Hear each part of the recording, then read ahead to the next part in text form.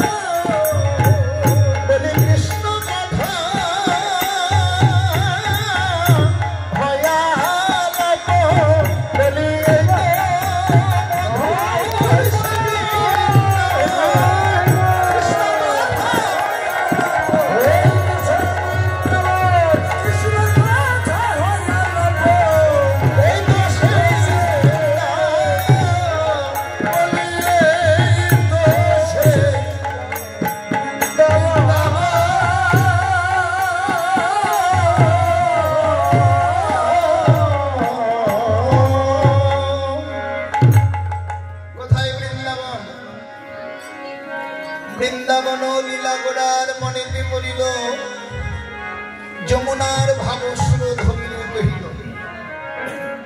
আজকে এই গ্রামের নাম 24,000 24,000 সপ্তজনী শিবতলা মন্দির সাক্ষাৎ যেন একটি নব বৃন্দাবন ধামে পরিণত হয়েছে। কেন? তিথিটা হলেন সর্বশ্রেষ্ঠ তিথি বোধখান একাদশী। তৎসঙ্গে হরিকথা, কৃষ্ণ কথা, ভগবত কথা আর সাধুগুরু বৈষ্ণবের আগমনে আজকের এই স্থানটি দেবালয় নয়, আজকের এই স্থানটি সাক্ষাৎ মধুর মধুর শ্রী বৃন্দাবন ধামে পরিণত হয়েছে, যেখানে হয় বৈষ্ণব ভক্তের আগমন। সেই স্থানটি হয় মধুর বৃন্দাবন। কোথায় পাবেন এই কথাটি? আমাদের দার্শনিক শাস্ত্র শ্রীমদ্ ভগবদ গীতা অর্জুনকে উপলক্ষ করে পরমেশ্বর ভগবান শ্রীকৃষ্ণ তার মুখানিসৃত বাণী শ্রীমদ্ ভগবদ গীতায় অর্জুনকে উপলক্ষ করে বলেছিলেন, হে অর্জুন, যেখানে হয় আমার নাম গুণগান, যেখানে হয় ভগবদ আদি শ্রবণ পঠন পাঠন, যেখানে হয় হরিনাম সংকীর্তন, যেখানে হয় বৈষ্ণব ভক্তের আগমন, সবাই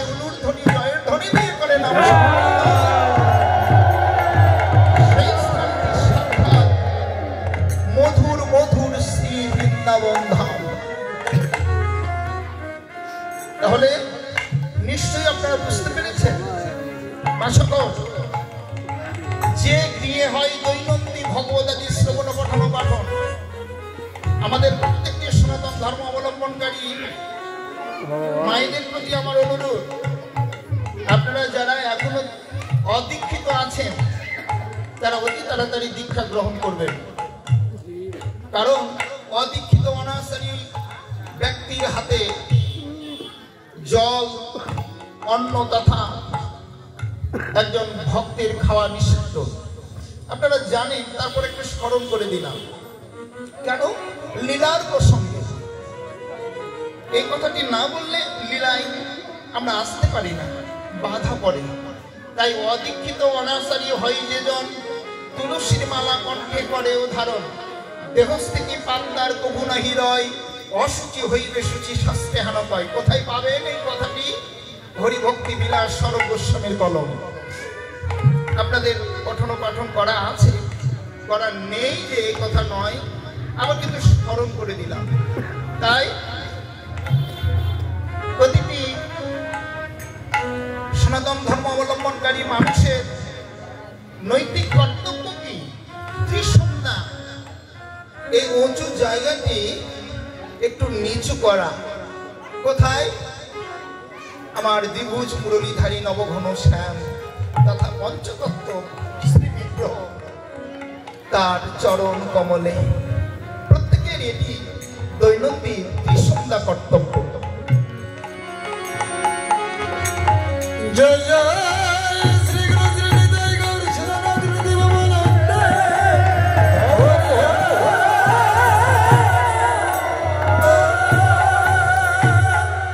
যদি এই উঁচু জায়গাটা নিচু কারো না হয়, তাহলে এই বুক ভরা থাকবে তার আত্ম অহংকার। যতক্ষণ পর্যন্ত কোন বৈষ্ণব ভক্তের চরণ কমলে কিংবা শ্রীবিগ্রহের নিকটে আত্মসমর্পণ না হয়েছে, ততক্ষণ তার করুণা বা কৃপা পাওয়া যাবে না। ডক্টর মহানব্রত ব্রহ্মচারী গৌর কথা নামক গ্রন্থে প্রকাশ করলেন, বৃষ্টির জল সর্বত্র বরিশন হয়, বৃষ্টির জল সর্বত্র বরিশন হয়, কিন্তু সব জায়গায় দাঁড়ায় না। কোথায় যায়? উঁচু নিচু পাহাড় পর্বত সব জায়গায় জল হয়, কিন্তু গড়িয়ে কোথায় যায়? গড়িয়ে নিচু জায়গায় আশ্রয় নেয়। উঁচু জায়গা জমি পরিষ্কার হয়, পরিচ্ছন্ন হয়, শ্বেত পাথরে বাঁধাও হয়, জল কিন্তু উঁচু জায়গায় দাঁড়ায় না, জল নিচু জায়গায় আশ্রয় নেয়। তদনুরূপ জলের ধর্ম যেমন উঁচু জায়গায় দাঁড়ানো সম্ভব নয়, কৃষ্ণ প্রেম ভক্তি নামক দ্রব্যটুকুও যার হৃদয়ে মান অভিমান থাকবে, আত্ম অহংকার থাকবে, যে কোনো প্রকারের অহংকার হোক, এমন অহংকারীর হৃদয়ে কখনো কোনোদিনই কৃষ্ণ প্রেম ভক্তি বাসা বাঁধে না, সঞ্চয় নেয় না। তাই যদি নিতান্তই কেউ কৃষ্ণ প্রেম ভক্তি নামক দ্রব্যটুকু সঞ্চয় করতে চায়, তাহলে জলের ধর্ম যেমন নিচু জায়গায় গিয়ে আশ্রয় নেওয়া, কৃষ্ণ প্রেম ভক্তিও তেমনি ছোট। চিকনটি উন্নয় কৃষ্ণ প্রেম ভক্তি নামক দ্রব্যটুকু তেমনি ওই সবার হৃদয়ে আশ্রয় নেয় না। জ্ঞানী গুণী বিদ্বান পণ্ডিত, রূপবান রূপবতী কুলীন, যে কোনো প্রকারের আত্ম অহংকার যদি কারো থাকে, তাহলে বুক ভরা থাকবে তার কলঙ্ক। যতক্ষণ পর্যন্ত এই কলঙ্ক মোচন না হয়েছে, ততদিন কৃষ্ণ প্রেম ভক্তি আশ্রয় নিবে না, বাসা বাঁধবে না। তাই যার হৃদয় যত সহজ সরল,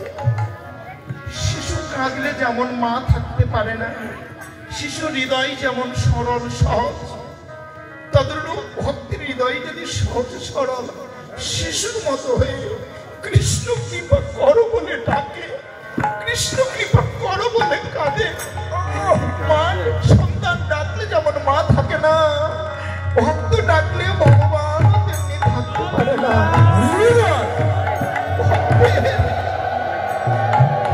করুণার্তনাদে ভগবান সুখময় গোলক ছাড়তে বাধ্য হয়।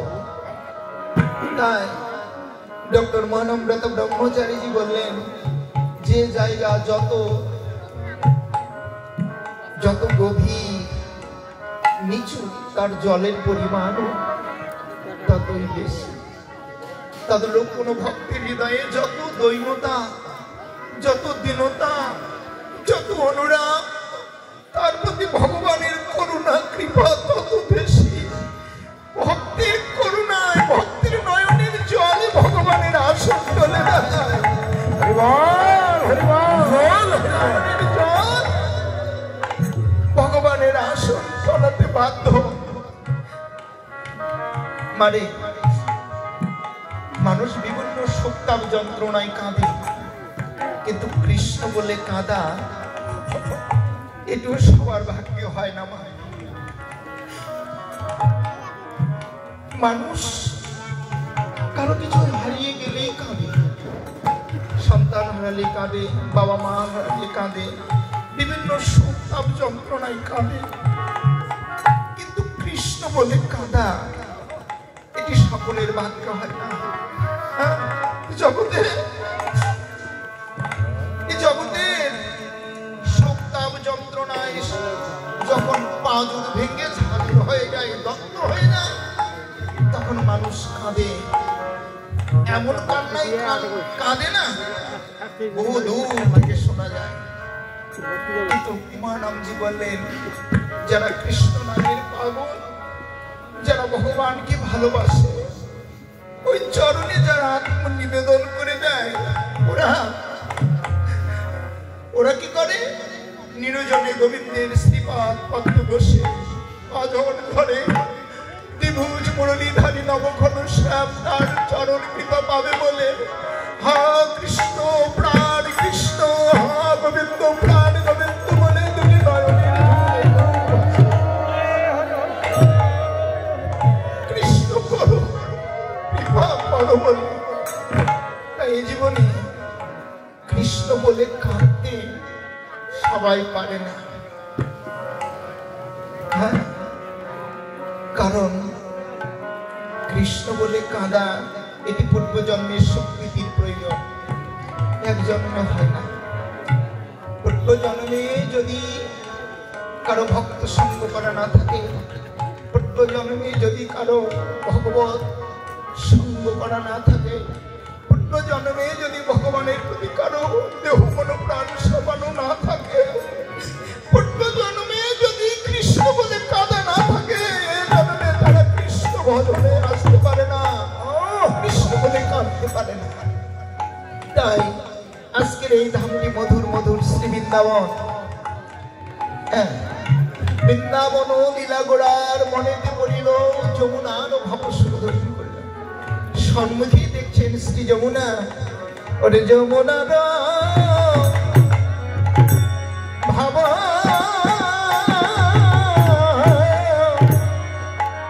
ভাব গোনা সুর ধ্বনির ধ্বনির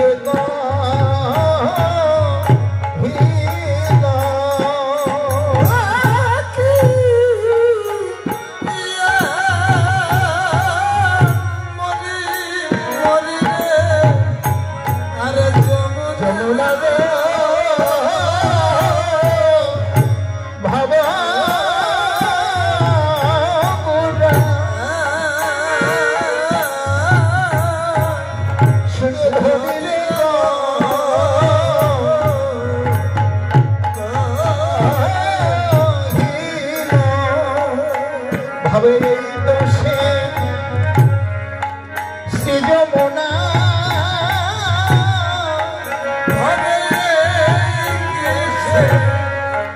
যমুনা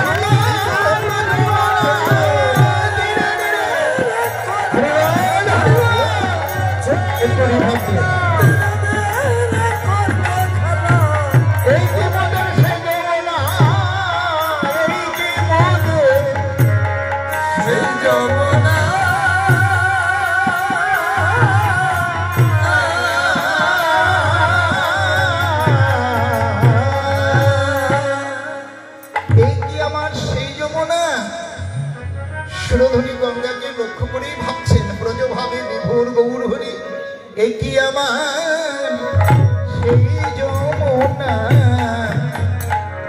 প্রবাহিনী যমুনা এই কি আমার সেই যমুনা প্রবাহিনী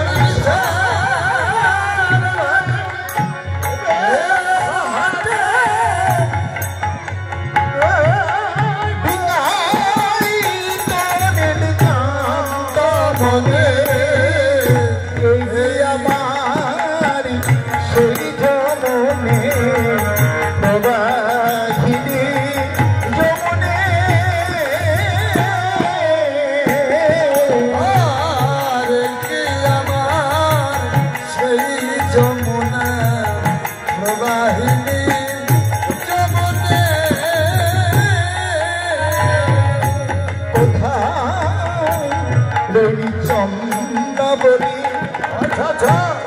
করেছিলাম জল গেলে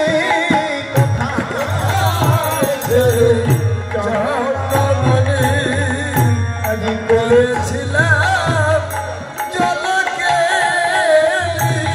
ও তার রূপের হাতে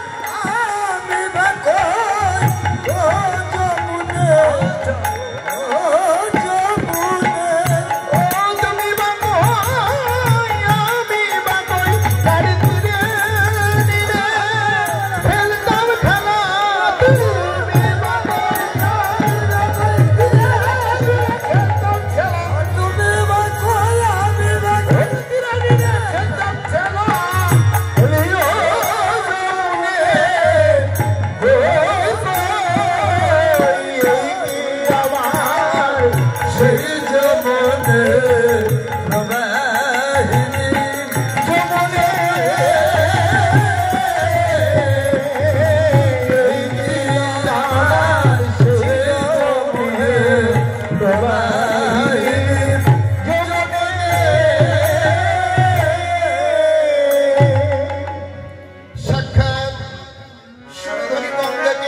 যমনে ভাবছে কেন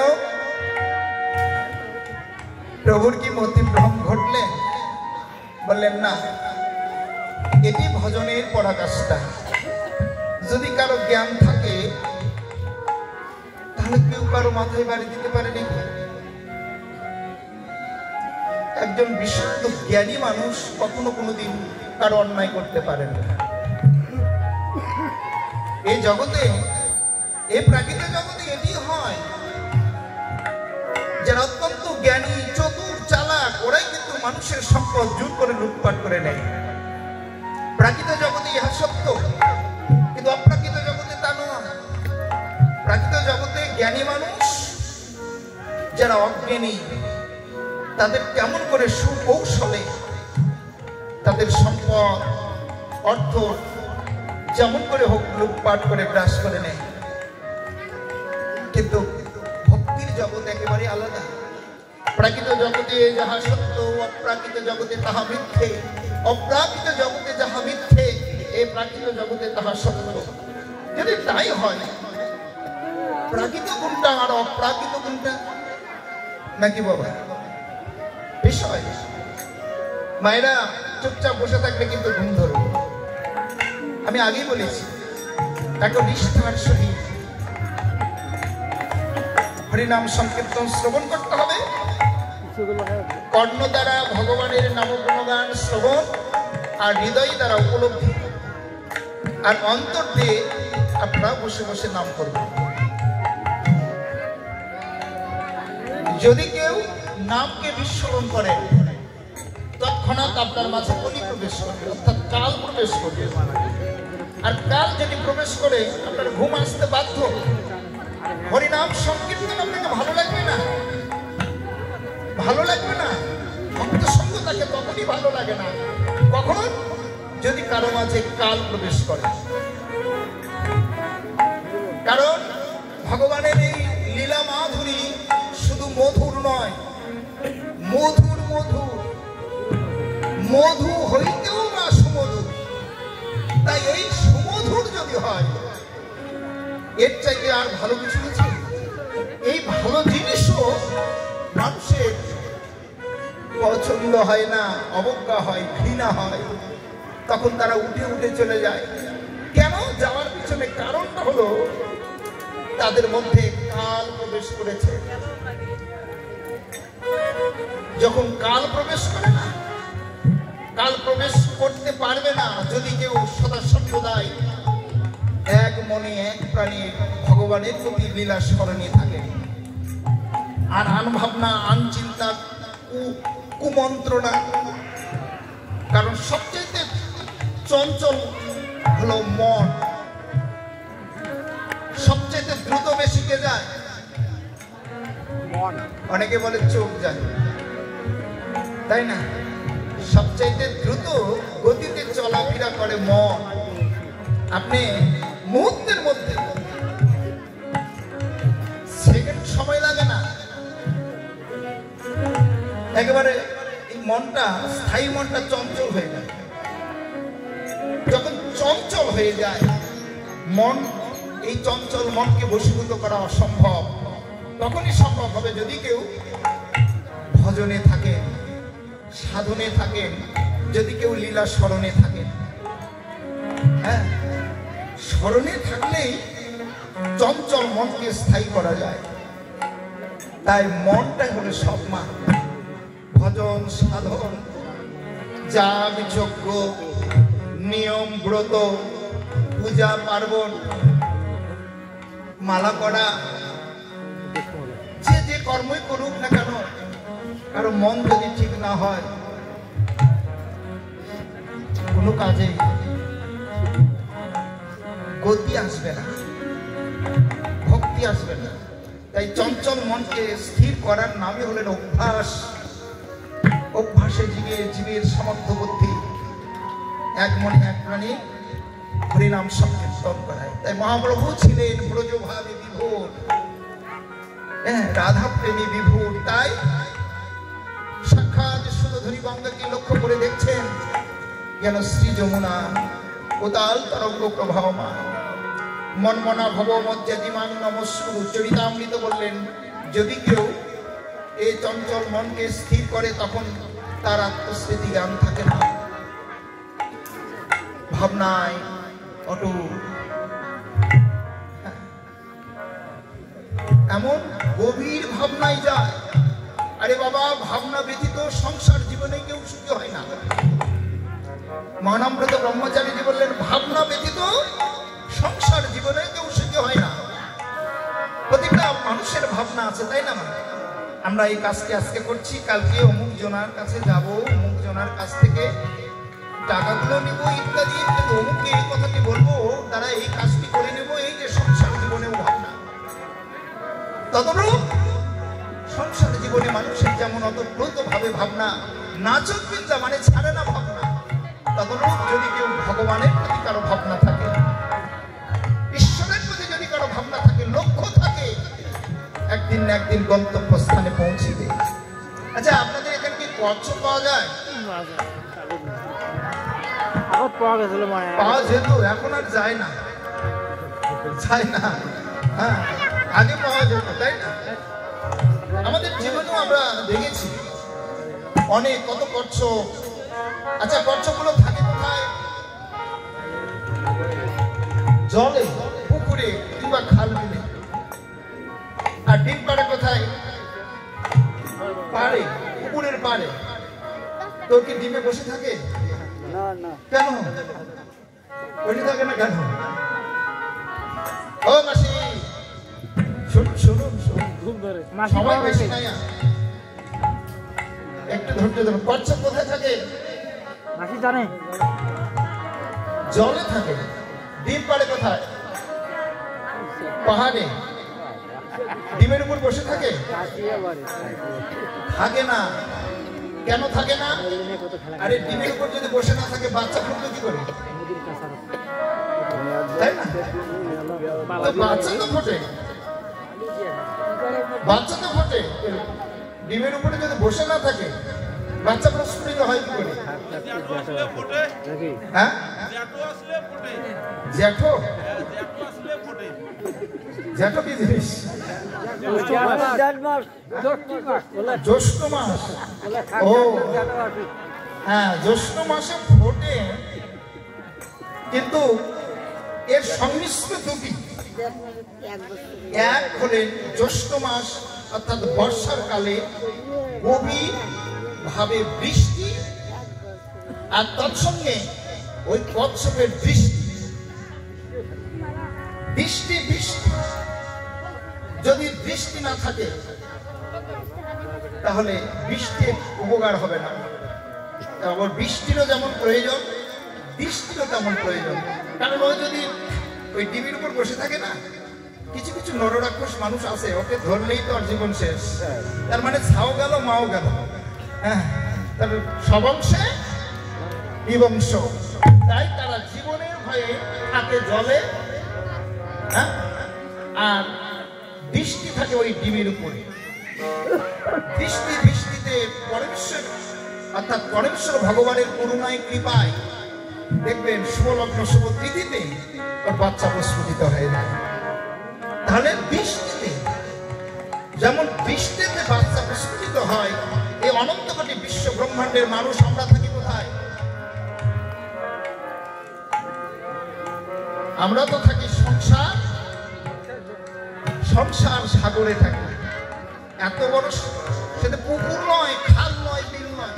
এই অনন্ত কোটি মানুষ, বিশ্ব ব্রহ্মাণ্ডের মানুষ থাকে সংসার সাগরে। কোথায় পাবেন? কোথায়? সরগোস্বামীর কলম, হরিভক্তি বিনা সংসার সাগর রূপিণী, বিন রূপিণী মানবা, জঞ্জাল জাল রূপিণী, কাল রূপিণী ধীবর। সংসার সাগরে মানুষ সবাই ডুবে থাকে।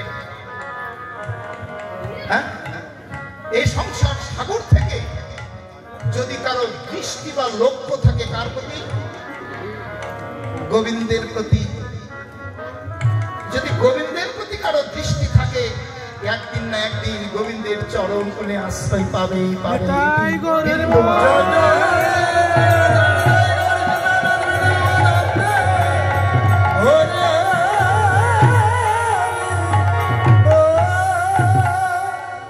তাই মহাপ্রভু ব্রজভাবে বিভোর,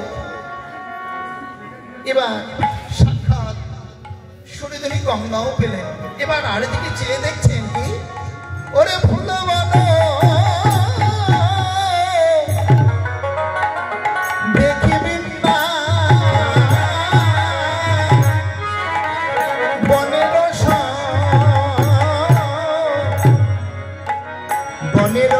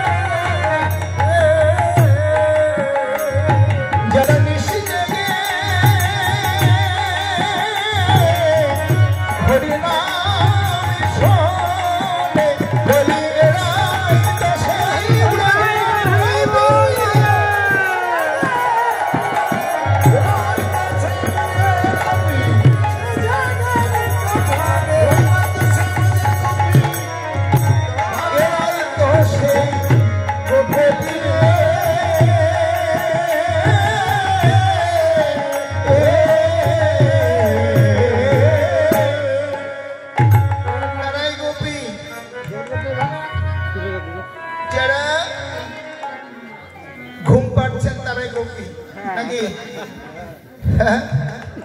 না যারা কথা বলছেন তারা গোপী? কারা গোপী? যারা চুপচাপ বসে আছেন আপনারা গোপী? হ্যাঁ, আমার এই কাকাবাবু দেখেছেন, শুনেছেন? আরে বাবা, কীর্তন আমি আগে বলেছি না, কীর্তন শোনেন, কিন্তু আসলে মন প্রাণ নিবেশিত ভাবে শোনে না। যদি মন প্রাণ নিবেশিত ভাবে শুনতো তাহলে মানুষ সোনায় পরিণত হতো। সোনায়। যার ভরি কত এখন? 1,40,000। দেখেছেন? সামান্যটুকু সোনা দাম 1,40,000। তাহলে এইটুকু যদি হতো, একটি মানুষের ওজন হলো 1.5 মণ 2 মণ।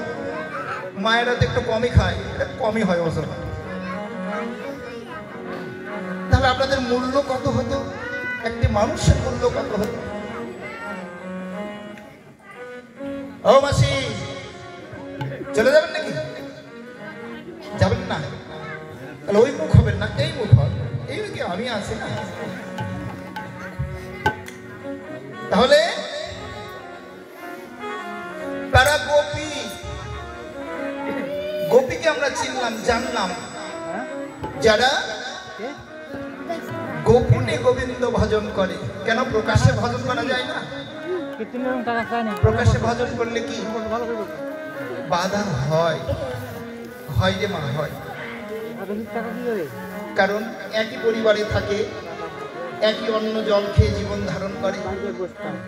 কেউ কৃষ্ণ ভজন করে, কেউ করে না। মা, গ্রামবাসী প্রতিবেশী এটি আলাদা, ওটি তো দূরের কথা। একই পরিবারে থাকে, এই একই অন্ন জল খেয়ে জীবন ধারণ করে। গোপীর নামটা কেন হলো? হ্যাঁ, গোপীর নামটা কেন হলো? হ্যাঁ,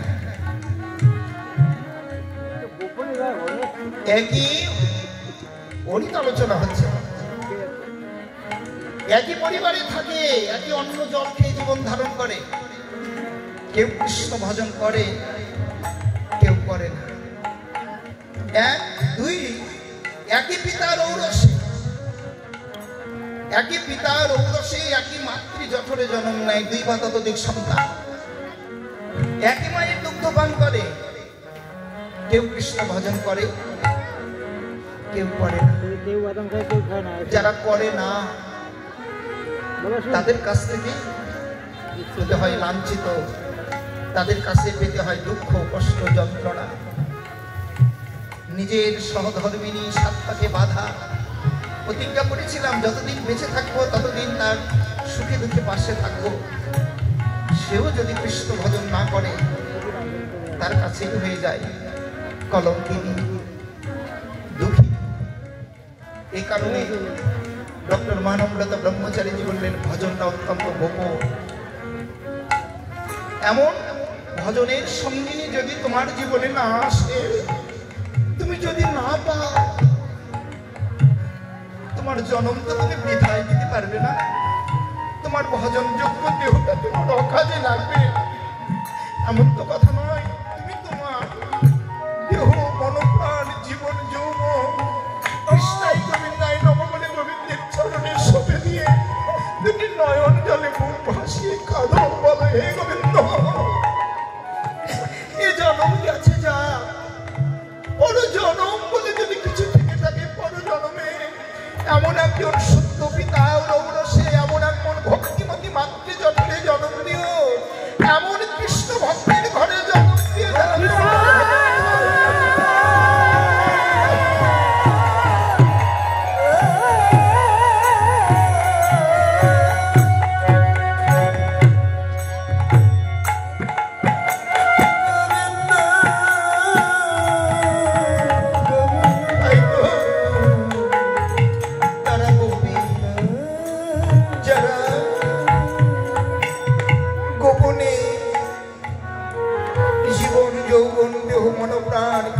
গোবিন্দায় নম বলে শুনে দিয়েছিলেন। ব্রজের ব্রজঙ্গনাগণ ওরা বালুকার দ্বারা কাত্যায়নী মূর্তি তৈরি করে মা যুগমায়ার নিকটে বর প্রদান করেছিল। মা মা গো, তোমার কাছে ধন চাই না, জন চাই না, বিষয় চাই না, তুমি আমাদের কৃষ্ণ ভক্তি লাভ বর দাও। আমরা যেন ভগবানকে প্রতিরূপে লাভ করতে পারি। এই যারা এমন কামনা বাসনা, লোভ, লজ্জা, আত্ম অহংকার, মান, অভিমান, খ্যাতি, যশ সব কিছু ভুলে গিয়ে কৃষ্ণায় গোবিন্দায় নম বলে ভগবানকে প্রতিরূপে পাওয়ার জন্য কামনা বাসনা করে, তারাই তো সে ব্রজে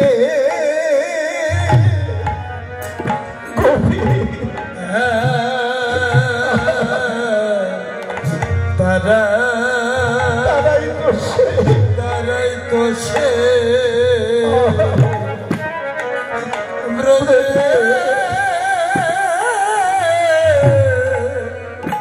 ব্রজের গোপী,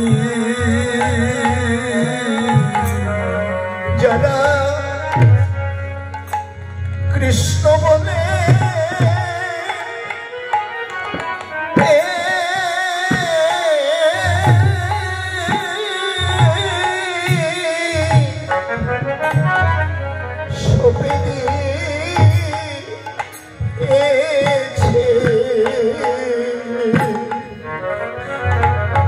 তারাই তো সে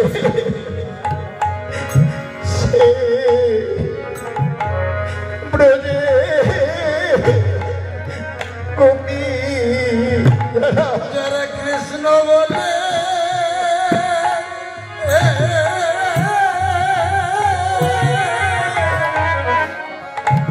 প্রাণ শোভেছে,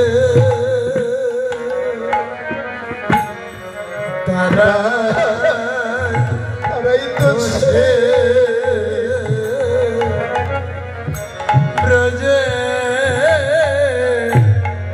গোপী, যারা কৃষ্ণ বলে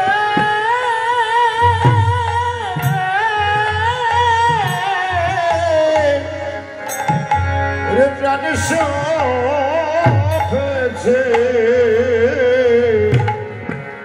তারাই তো সে ব্রজে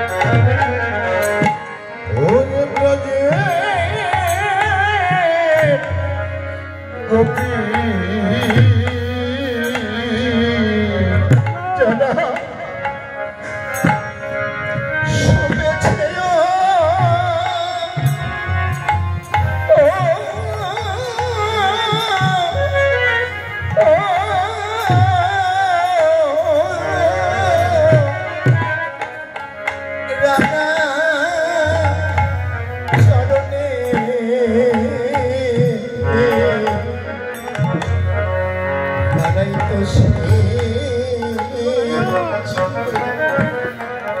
সেই ব্রজে গোপী, যারা কৃষ্ণ বলে কৃষ্ণ বলে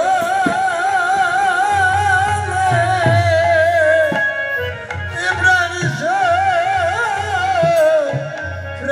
শোভেছে,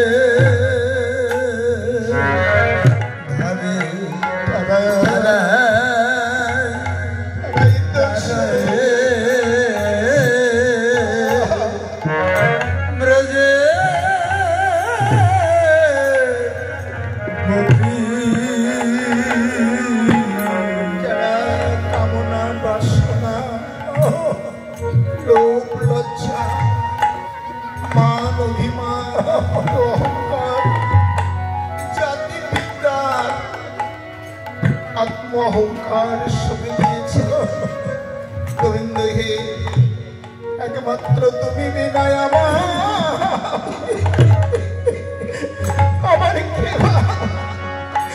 কেবাই আছে। গোবিন্দ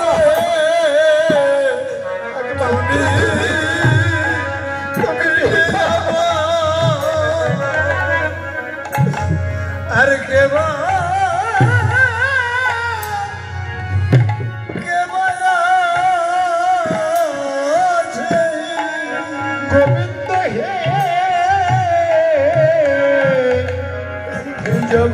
তুমি বিনা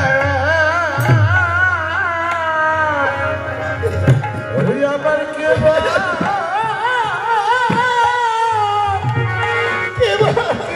আছে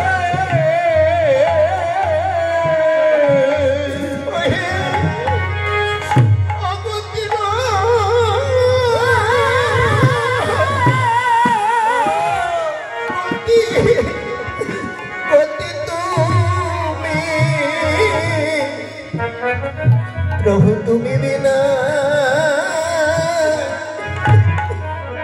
বান্ধব কেবা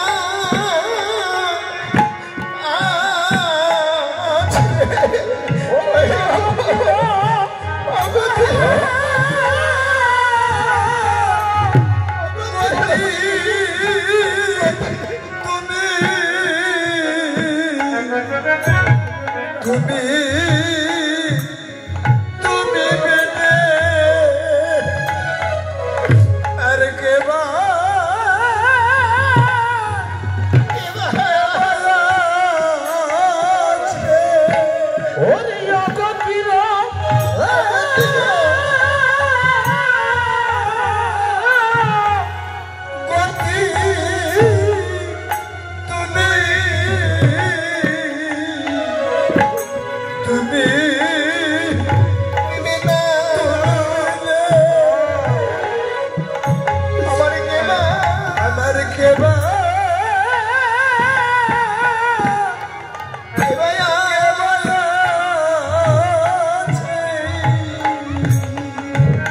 জগতে পরম বান্ধব বলে যদি কেউ থেকে থাকে বাবা, পরম আপন বলে যদি কেউ থেকে থাকে মা, স্ত্রী পুত্র পরিজন আত্মীয় স্বজন বিষয় সংসার এগুলো কেউ আপন নয় রে মা। এতটুকু স্বার্থের ব্যাঘাত ঘটলে ওরা ছেড়ে চলে যায়। সামান্যতম এক মায়ের দুগ্ধ পান করেছেন 2 বা ততোধিক সন্তান। কালচক্রে এমন দিন এসে যায় বাবা মা যখন তাদের অধীন হয়ে যায় তখন তাদেরকে পৃথক করে খেতে হয়। এক মুঠো ভাতের জন্য, এক গ্লাস জলের জন্য বাবা মাকে বৃদ্ধ শেষের জীবনে টক টক করে চেয়ে থাকতে হয়। স্বার্থের জগৎ। আর যদি কারো সেদিন থেকে ভগবানের সঙ্গে কারো সম্পর্ক গড়ে উঠত, ভগবানের সঙ্গে যদি কারো সম্পর্ক থাকত, তাহলে সেই দুর্দিন তাকে শেষের দিনে দেখতে হয় না মা। যদি কারো ভগবানের সঙ্গে সম্পর্ক থাকে, সম্বন্ধ লইয়া বলে হরে কৃষ্ণ নাই তাতে আর সব মনে অকারণ, অকারণই দুর্দিন দেখতে হয় না। ভক্তি শাস্ত্র বলেন আমরা সংসারটাকে কত ভালোবাসি, এত ভালোবাসি যে মাতার ঘাম পায়ে ফেলে অর্থ উপার্জন করে ছেলে মেয়েদেরকে পড়ালেখা করে শহরমুখী হয়ে এত ভালোবাসে। বাবা মা সন্তানের সুখের জন্য কি না করে, সবকিছু উজাড় করে দেয়, সর্বস্ব তার সুখের জন্য। শেষ পর্যন্ত যদি বসত ভিটেটুকু বিক্রয় করতে চাই তবু তারা রাজি। বলে বাবা রে তোদের সুখে আমাদের সুখ। ভক্তি শাস্ত্র বলেন হে বিশ্ববাসী, এত ভালোবাসা, এত গভীর প্রেম, এত শ্রদ্ধা, অনুভূতি, উপলব্ধি, তার মধ্যে কিঞ্চিত যদি কেউ, এই এত কিছুর মধ্যে কিঞ্চিত যদি কেউ আমার দ্বিভুজ মুরলীধারী নবঘন শ্যাম কৃষ্ণের প্রতি কারো ভালোবাসা থাকতো, সন্তান সুখের জন্য তিলে তিলে উজাড় করে দেওয়া ভালোবাসা, তার মধ্যে কিঞ্চিত ভালোবাসা যদি আমার গোবিন্দের প্রতি কারো থাকতো, তাহলে শেষের জীবনে তাদেরকে জয় জয়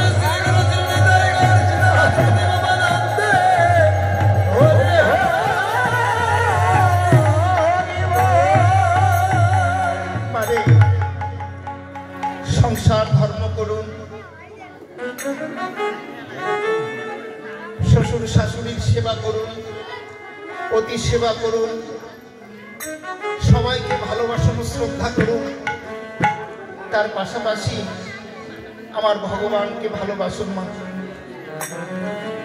অন্তত ত্রিসন্ধ্যা তার চরণে একটি তুলসী পাতা, এক গণ্ডি জল নিবেদন করুন, সকলকে ভালোবাসুন, তাতে বাধা নাই। স্ত্রী পুত্র পরিজন আত্মীয় স্বজন বিষয় শ্বশুর শাশুড়ি সবার সেবা করুন, শ্রদ্ধা করুন, কিন্তু মাঝে মাঝে একটু ভগবানের প্রতি আত্মনিবেদন করুন। জগতের সবাই যদি ছেড়ে চলে যায়, সবাই যদি দূর দূর করে তাড়িয়ে যায়, আমার ভগবান কাউকে তাড়িয়ে যায় না। জগতে যার কেউ নেই, জগতে যার কেউ থাকে না, আর যদি ভগবানের সঙ্গে তার সম্পর্ক থাকে, তমেব মাতাশ্চ তমেব পিতা তমেব ভ্রাতাশ্চ তমেব বন্ধু সখা। জগতে ভগবান হয়ে যায় তার বন্ধু, ভগবান হয়ে যায় তার সন্তান। যদি কারো মাতৃস্নেহের অভাব থাকে, ভগবান হয়ে যায় মা। পিতৃস্নেহের অভাব থাকলে ভগবান হয় পিতা। ভাতৃস্নেহের অভাব থাকলে ভগবান ভ্রাতা।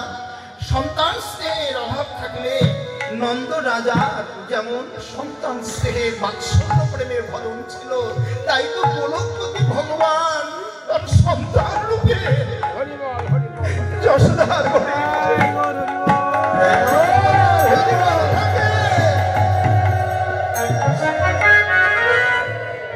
এমন সাধনা যদি কারো থেকে থাকে, কে বলে ভগবানের করুণা হয় না মা? কে বলে ভগবানের কৃপা হয় না? ব্রজের 5টি বেদ, শব্দ, দর্শন, সখ্য, বাৎসল্য, মধুর 3টি প্রেম নিয়ে যদি কেউ ভজন করে, যদি কারো বাৎসল্য প্রেমের ভজন থাকে, সন্তান রূপে ভগবানকে পায়। যদি কারো সখ্য প্রেমের ভালোবাসা থাকে, ভজন থাকে, ভগবান তার সখা হয়ে যায়।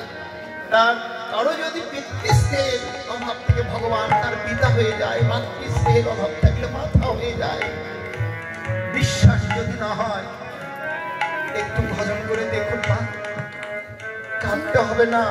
শেষের দিনে এক মুঠো থালা ভাতের জন্য তাকে হাহাকার দিয়ে কাঁদতে হবে না, একটি বস্ত্রের জন্য তাকে কাঁদতে হবে না।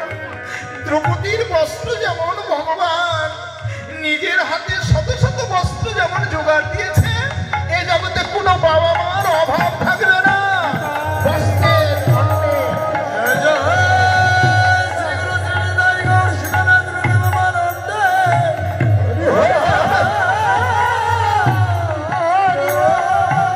চাই শুধু তার প্রতি আত্মসমর্পণ করা।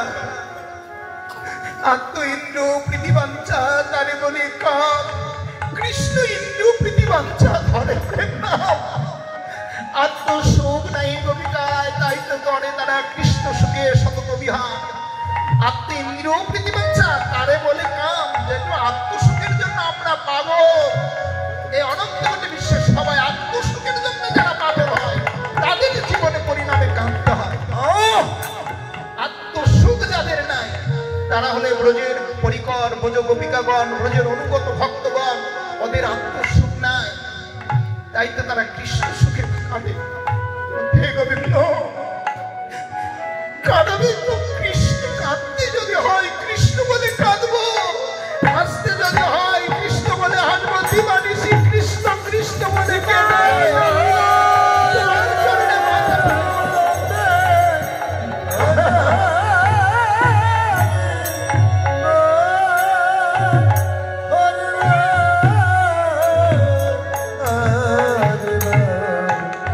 তারা গোপী, তারাই গোপী যারা নিজের সুখের লাগে সঁপে দিয়েছে কৃষ্ণাই গোবিন্দায় নম বলে, তারাই তো সে ব্রজের গোপী।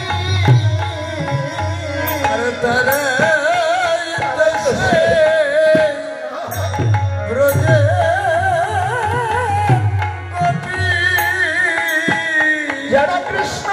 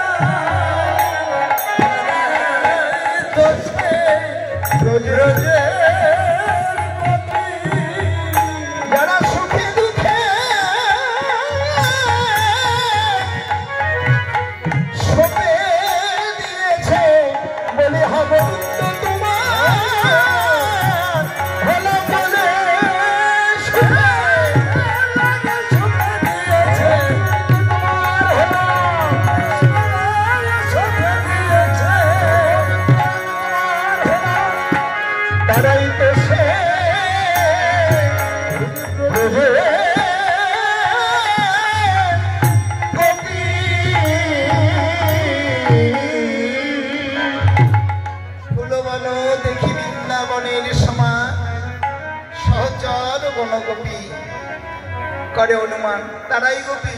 এই যে গোপী, এক একটি ভক্ত এক একটি ফুল স্বরূপ। দেহটা একটি বাগান, মন হচ্ছেন তার ফুল, আর হৃদয়ে প্রেম ভক্তি এগুলো হচ্ছেন মধু সাদৃশ্য। যে ভক্তি হৃদয়ে প্রেম ভক্তি নামক দ্রব্য সঞ্চয় হয়েছে, মন নামক পুষ্পটি প্রস্ফুটিত হয়েছে কোথায়? আমার রাধা গোবিন্দের গৌর গোবিন্দের চরণ কমলে আশ্রয় পাবে বলে। তাই প্রজঙ্গনগণের হৃদয়ে কৃষ্ণ প্রেমের উদয় হয়েছে, তাই বুক ভরা ফুটেছে। কারণ হৃদয়ে যদি কৃষ্ণ অনুরাগ না থাকতো তাহলে শিব মন্দির স্থানে আপনারা আসতে পারতেন না। আমার প্রভুর অহেতুক কৃপা করুণা হয়েছে, তাই তো আপনারা আসতে পেরেছেন। আমরা গোপী পেলাম, ফুল বন দেখি বৃন্দাবনের সময় সহচর গণ গোপী করে অনুমান। গোপী পেল, এবার যে দেখছে কি, যখন গোপী পেল ডাকছে গদাধরকে, গদাধর গদাধরকে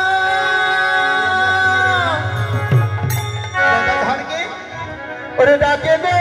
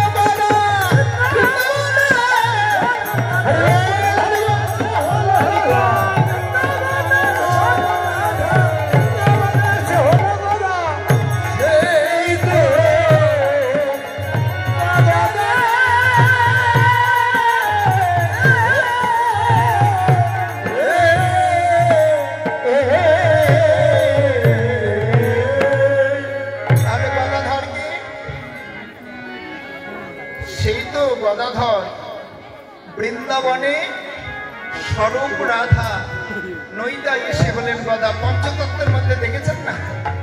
হ্যাঁ, গদাধর মহাপ্রভুর পার্শ্বে তিনি দাঁড়িয়ে আছেন। রাধার স্বরূপ মূর্তি, মানে রাধারানী নয়, রাধার স্বরূপ মূর্তি। এই মূর্তি রসঘন মূর্তি হচ্ছেন আমার গদাধর। হ্যাঁ, আর বৃন্দাবন লীলায় আমার শ্রী গোবিন্দের বাম পাশে যিনি আছেন, এটি আর কেউ নয়, তারই স্বরূপ শক্তি নিয়ে আহ্লাদিনী শক্তি। নাম কি? প্রেমময় শ্রীমতী রাধা ঠাকুরানী। তাহলে যিনি বাম পাশে আছে এটি আহ্লাদিনী শক্তি, হলাদিনী শক্তি যাকে বলা হয়। তা একলা ঈশ্বর কৃষ্ণ আর সব ভিত্ত, গোবিন্দ ছাড়া আর জগতে কেউ নাই। যা কিছু আছে গোবিন্দেরই স্বরূপ তারা। অনন্ত কোটি বিশ্ব ব্রহ্মাণ্ডের সবাই ত্রিভুজ মুরলীধারী নবঘনশ্যাম তার চরণ কৃপা পাওয়ার জন্য বাঞ্ছা করে। তাই কি করলেন? খোলো কর তালো গোরা সুমেলি করি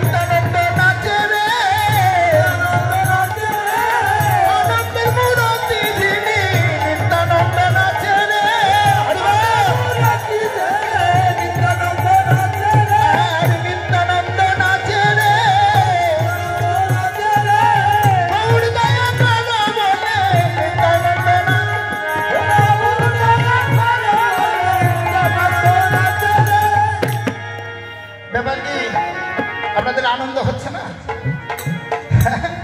তাহলে হাত দুটো বের করেন।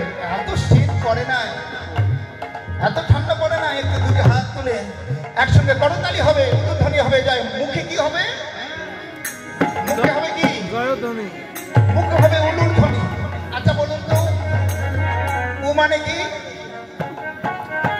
ও মানে কি? ওতে কি থাকে? ও মা জানেন না, বলবেন না। এত হার কিপ্টি আপনারা, যারা কিপ্টি মানুষ হয় না ওরা কিছু দিতে চায় না, আপনারাও হার কিপ্টি, তার মানে কিছু দিবেন না। ওতে কৃষ্ণ, লুতে রাধারানী। তাহলে যদি কেউ উলু দেয় একসঙ্গে ওই বদনে রাধা গোবিন্দের যুগল উচ্চারণ হয়। উচ্চারণ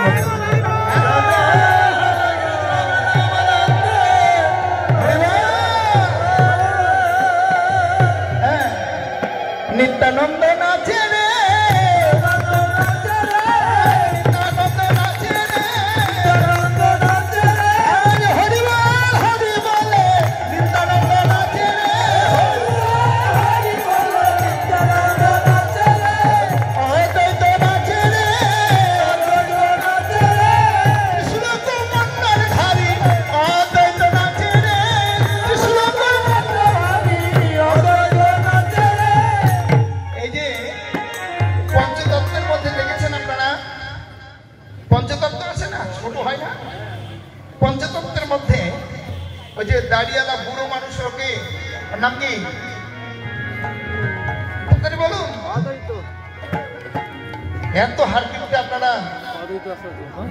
আপনারা ভালো নন। তার মানে পঞ্চতত্ত্বের মধ্যে যে বয়স্ক, তার নাম হলো অদ্বৈত ঠাকুর।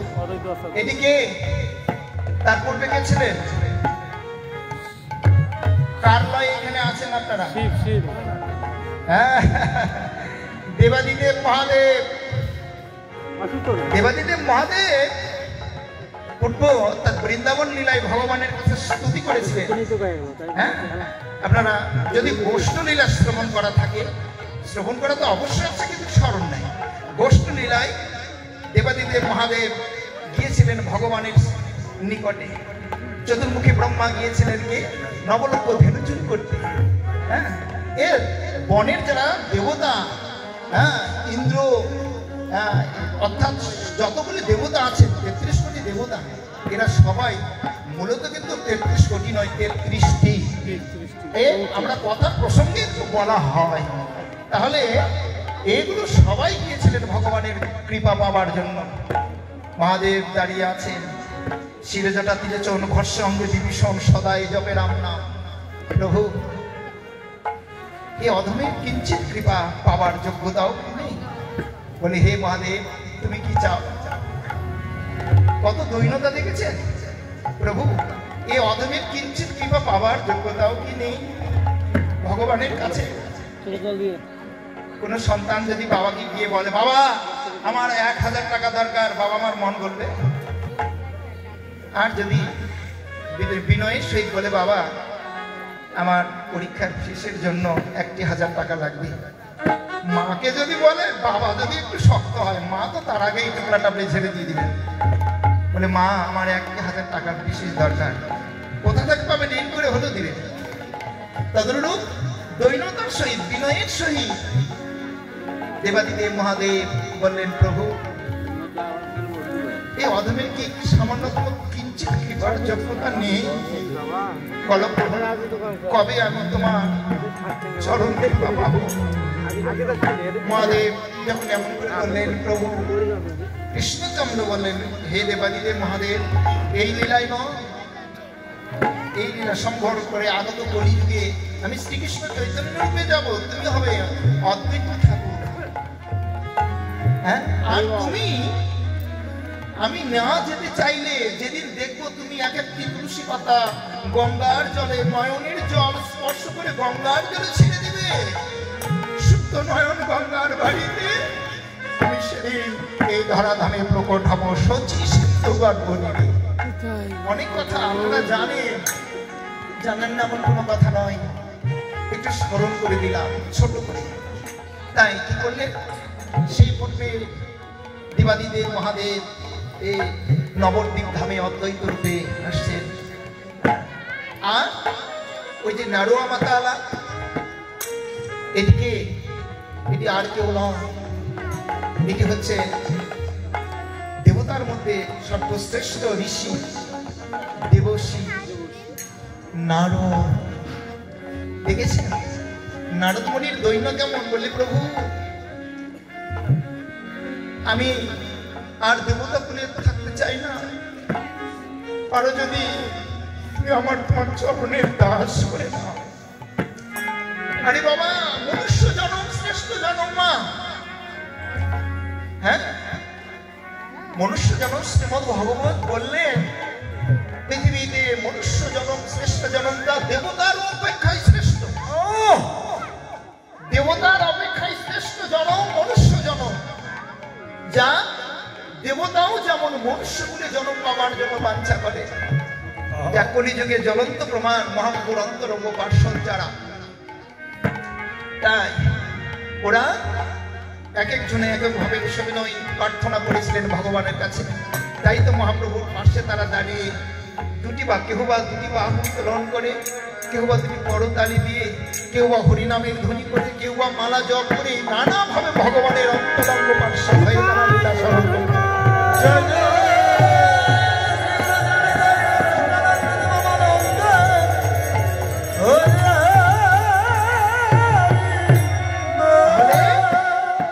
দেবতা হয়ে যদি বাঞ্ছা করে মনুষ্যকুলে জন্ম পাবা, আর মানুষ হয়ে বেহুশ হয়ে ভোগ বিলাসের বিছানায় সময় কাটিয়ে দেয়। একটু যদি বিবেক বৈরাগ্যতার কারো জাগত, সাধের এই মনুষ্য জন্মটা অযথা অনর্থ অবহেলায় ঠেলে ফেলে দিত না। মারে আর যে হবে এমন মনুষ্য কুলে জন্ম, এ যেন আর কেউ ভাবনা না করে।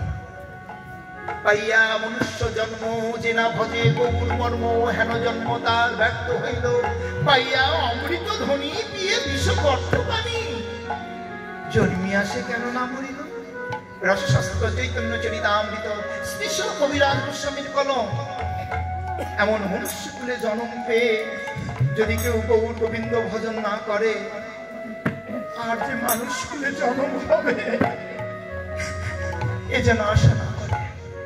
আবার তাকে 84 যেতে হবে, 84 মধ্যে 80 হলেন স্থাবর জঙ্গম কীট পতঙ্গ পশু পাখি।